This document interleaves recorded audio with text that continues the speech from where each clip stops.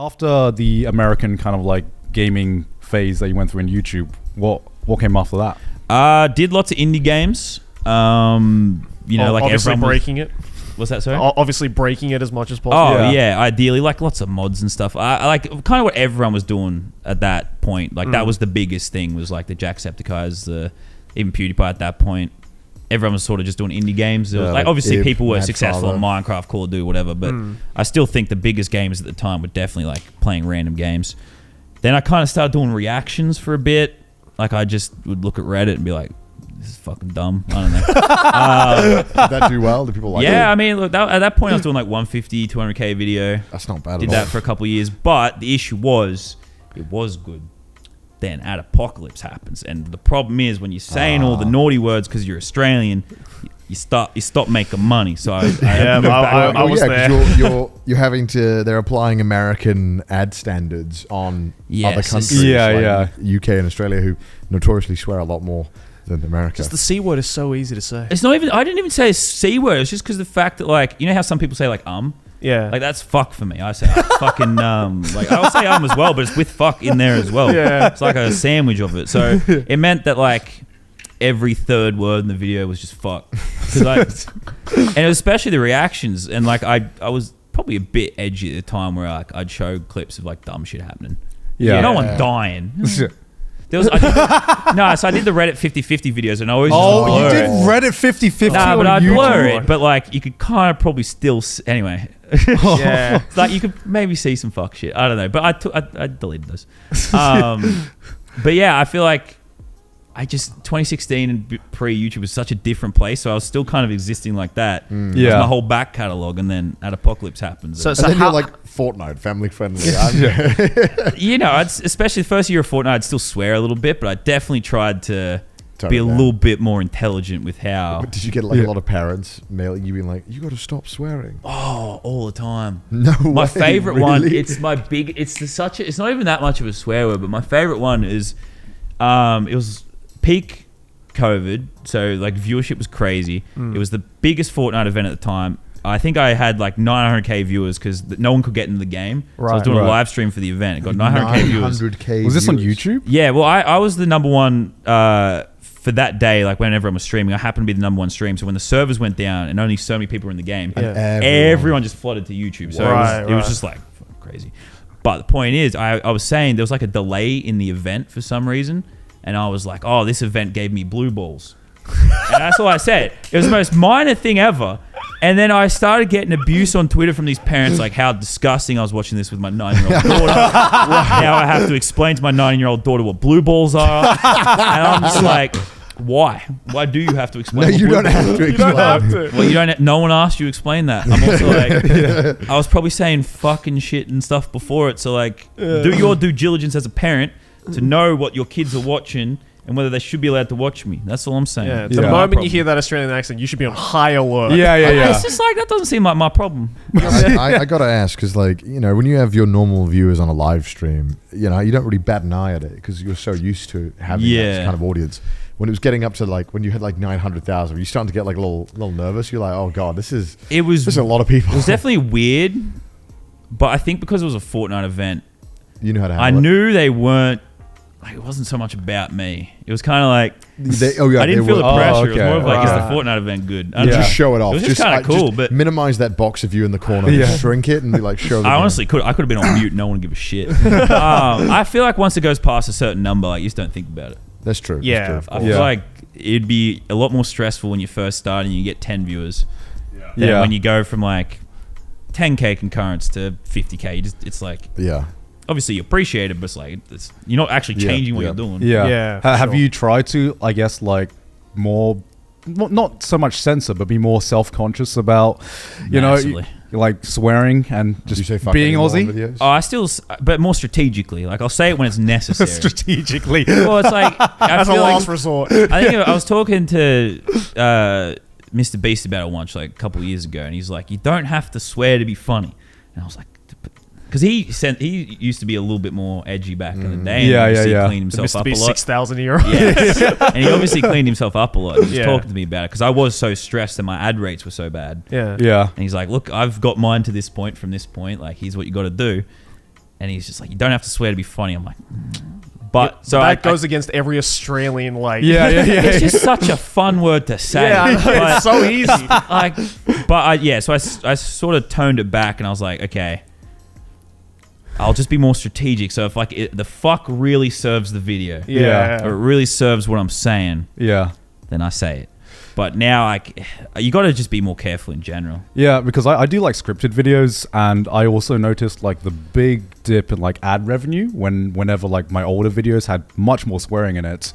So every time like I script a video now, if I use like a swear word, I'm like, can I replace this word and it still hit the same? Yeah. The problem is though, 90% of the time I'm just like, I need the fuck in there, man. Yeah, of course. I fucking need it, man. You can't replace it. Yeah, you can't replace it. Yeah, I remember we did a... We just ruin our ad rates. It's fine. Yeah. Oh my god. Like we're in Australia. We kind of know when we're in Australia. Legally, it's fun. Yeah. The ad rates are gonna go down. It was one of the, like, and probably, I guess in a lot of ways, when you're scripting, it's probably not as much of an issue. But I did find it stressed me out so much more and made it so much more like harder to record. Yeah. Because I was constantly thinking about what I was saying for the first time ever. Yeah. Whereas everything else just always just be, even if like I think early on I probably put on a little bit more of the, I was a bit louder, I was a bit more like talking full on. Yeah. But still everything I was saying was kind of just whatever. Just Also, I can never know sometimes what counts as like a swear word for like the American audience or like the American corporations. Because I remember we once did a panel. I think it was just me and Joey that did a panel in LA, and it was like a very, very big panel, and we had to like sign a contract being like, you cannot swear on stage. You cannot swear. And I'm like, ma'am, I understand. I will only speak the Queen's English for this panel. And within like the first 5 minutes, I say, God damn it, or something. Oh, really? I didn't know that counted as a swear. Wouldn't even think about it. Yeah. I just said, God damn it. And then they muted my mic because they were like, we said no swearing. And I was like, what did I say? And they were like, you took the Lord's name in vain. Yeah. That is a swear word. If it's not a gosh darn it, then it is not on air. And I was like, I could not believe it. I've recorded with some people that don't like you saying like, oh yeah, God damn it or anything. They don't like you saying God in any way, which is fair enough. Like that's I will respect that. Yeah. But it is that's so foreign to me for that to be like, insulting. So like you said that like when the apocalypse happened, you were like affected quite heavily. Like to what degree did it affect you? Because like I feel especially, for someone like an Australian creator where it's like so easy to just say fuck and like all the other words, like what percentage of your channel just got fucked over? I mean, so every video was demonetized. And it was for like 18 months until I started Fortnite. It was actually like now if I look back, a lot of them got greened again. But like how many videos are we talking? Like I was doing daily uploads roughly at that point. So it was like every video. I mean, obviously there was people so far worse off because like I was able to move back with my parents and stuff, and I was probably still earning like $5,000 a month or something. Wait, the apocalypse hit and you had to move back in with your parents? Yeah. Well, I lived in Sydney. It's just like I was paying like $600 a week rent or something like that. It's like that shit you can't do that. You can't do that. Fucking hell. So I ended up like having someone else move in to pay the rent, and then I just went back to my parents. Oh my god. And so but it's more of the fact that like I was still probably doing like 4 or 5K a month on revenue or something, but like it was like, but it wasn't adding up for the views you were getting, right? And that might have been Australian dollars too. So that was like, I don't know, this like 2-3K. Yeah, it's like I had enough to live, but it's like then there's no savings and stuff, and it's like you're right on that edge of like, this is obviously enough to live. That's like, especially at that point in my life, this is enough to live.